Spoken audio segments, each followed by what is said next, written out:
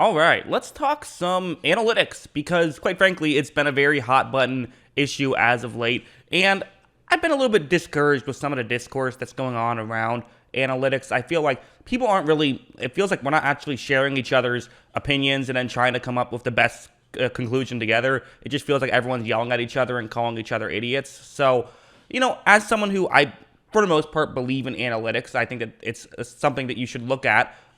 Because of that, I figured I'm going to try to give do my best job of just kind of explaining when I think you should use them and when you shouldn't, because it's not always. There are times when you should.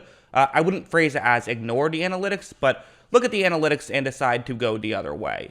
I think the first thing that's worth mentioning is just the way people view analytics in general, and even the term analytics gets thrown around a lot. What analytics means is you use data based on previous games and previous situations to determine whether you should go for, like, if we're just talking about fourth down situations, whether you should go for it on fourth down or not go for it on fourth down. A basic way to do it is by thinking, hey, if you have a 50% chance of converting on, fourth down and one at this part of the field, it gives you this much expected points if you get it, and it costs you this much expected points if you don't get it, whereas you have this much expected points if you punt it or kick a field goal, and then you kind of just do the math and figure out what's the best outcome to choose. However, I think what's worth mentioning is this is not a binary situation. It's not like there is one good decision and one bad decision when it comes to analytics. It's not good or bad. And let me use a chart that can maybe help explain this a little bit better. I think this is very much how people view the decisions of analytics. There's either good decisions or bad decisions. So either you should have gone for it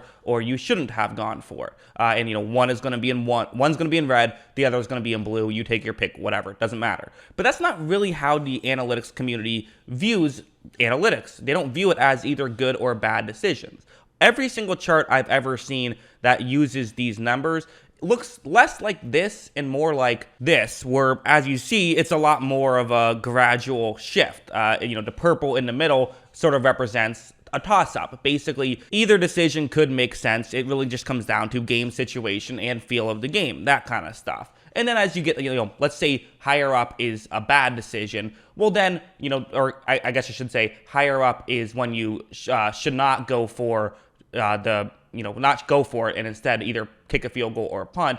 Well, the higher up you go, the red in the middle might be like, okay, that's you probably shouldn't, but even then, there's sometimes when you still should go for it. All the way at yellow is where it's like, okay, there's very rare, if any, circumstances you should go for it. So it's much more of a gradual thing than I think some people who aren't analytics people realize. Basically, here's the way I've always viewed this stuff is there are times when you should go against what the numbers say. I think a good example would be, okay, let's say it's like a fourth down and 3, and the analytics say you should go for it, but your starting quarterback just got injured. So now you're on your backup quarterback who came in cold, doesn't know the entire playbook fully. I mean, he does, but he hasn't had first team reps or anything like that. In that situation, it might actually make more sense to punt and go against the analytics because of game situation. And in fact, I think most people who are involved in analytics, not all, but the vast majority would agree that, yeah, there are times when you should go against analytics. My argument is not that analytics are the end-all be-all. My argument is I want to know the numbers. Give me the numbers. Tell me, okay, this gives you a 51% chance to win, whereas not going for it gives you a 49% chance to win, so you should go for it, maybe. In that situation, that would come down to, well, at that point, I probably wouldn't even look at the analytics unless I couldn't make my decision at all. I'd probably just say, okay, well, that's a toss-up. Let's just go game situation. I have a great quarterback, so I'm going to go for it. Or I don't have a great quarterback, and they have a great defense, so I'm going to kick it away. That's the way that you should view it. I think that as a whole, I would probably say that if you just use analytics and nothing else, you would probably do a better job than if you just use your gut and nothing else. But I think using them together is really the perfect blend and the best way you should do it.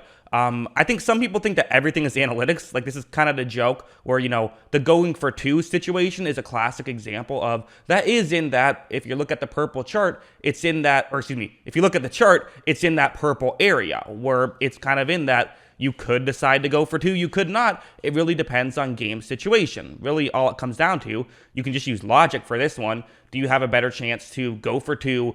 And by the way, if you're confused, I mean like when you're down 7, but then you score a touchdown, so you're down 1, do you go for 2 at the end of the game to try and win, or do you play for overtime? And typically, it really just comes down to your situation. Do you have a better chance to convert the 2-point conversion or to win in overtime? What are the odds? And whatever the odds are higher, that's the one you should go with. And quite frankly, that's basically how we all make decisions, right? Even when you don't use analytics, you're still thinking that way. It's just analytics can give you a baseline number to help you make your decision. That's the way I view it. One important thing to keep in mind, because some people don't sort of forget this, is analytics are not ever going to say that it's always going to work every single time. There is no way to make sure it always works every single time. Sometimes it's just, hey, if you did something a traditional way, you would have won 50% of the time, and doing it the analytical way, you win 51% of the time. Sometimes it is that small, but it still is a benefit, and over a large sample size, it will help your team. That's the logic behind it. It's not guaranteeing you're going to win, but it's just giving yourself a better chance to do so. We can all think of examples where someone went with analytics and it backfired. But, the flip side is, let's look at the Philadelphia Eagles when they won the Super Bowl. The main reason they won that Super Bowl, I think, maybe not the main reason, that's not fair to say, but a big reason why they won the Super Bowl was because they were the first team to really consistently go for it on 4th downs. Even in that Super Bowl, they had a couple of 4th downs most teams wouldn't have done. Most notably, of course, the Philly special that was on a 4th down and goal, where if it didn't work, you better believe Doug Peterson would have gotten killed for it. Instead, it did work, and he got highly praised for it. I want to be very clear. It's okay to disagree with analytics. In fact, one of the best things you can tell me if I'm defending analytics and you disagree is saying, I know the analytics say that this decision was correct, but I disagree. I think that's a totally fair sentence to make. I think smart people make that sentence all the time. I make that sentence all the time. So, smart people and then also me, not including us together. Because really, this isn't like, this math aspect of stuff, it's not that complicated. Let's actually even take a step back and focus on why do we use analytics in the first place? It goes back to, Moneyball with Billy Beane with the Oakland Athletics. And what they tried to do wasn't necessarily about adding math to sports. It was about adding the scientific method to sports. Basically, get as much data as you can and then try to figure out how well certain things correlate to success. And this is one of those instances where you can do it. Like, listen, there are other aspects that come into football. You can take those into consideration when you make your decision. I don't think anyone really disagrees with that. So I think that we're with this, and there's such this big argument going back and forth, but we're all pretty close. Like, we all agree with most of it, and we just have some slight differences here and there. There's definitely some people that I think just don't fully understand the analytics thing. Like, analytics don't say always go for 2 every single time. Analytics don't say you should never run the football. I keep hearing some people say, oh, you praise analytics when it works, but when it doesn't work, you say, well, that's not analytics. Like, for example, the 2-point conversion. But in that instance, it's legitimately not analytics. That's not analytics. Like, which makes you wonder, do you understand what analytics is, or do you think analytics is just always go for something? So I'm trying to explain, no, that's not it. One thing that keeps getting thrown around as well is the human element that gets ignored with analytics. And I think to some degree this is very true. Like I've often said, when it comes to a running game, and I think we all agree with this, when it comes to running games, that, okay, the actual running game itself might not add too much value, and you could argue even loses value a good chunk at a time. But the flip side is that it can help set up things in a passing game. So it actually can add total value, even though you're losing value on this play, so you'll gain value in the future. It sets things up, and also, it allows for your offensive line to be able to pass block better, all of that fun stuff. Like, the human element is a very real thing.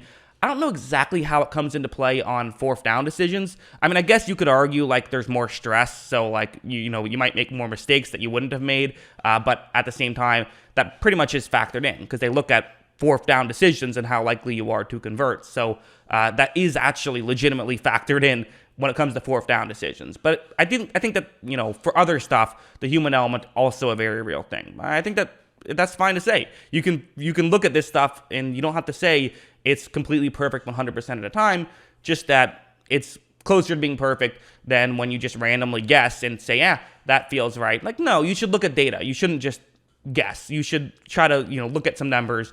Don't just think in your head. Just don't guess. Look at data. That's always been my mindset. So, yeah.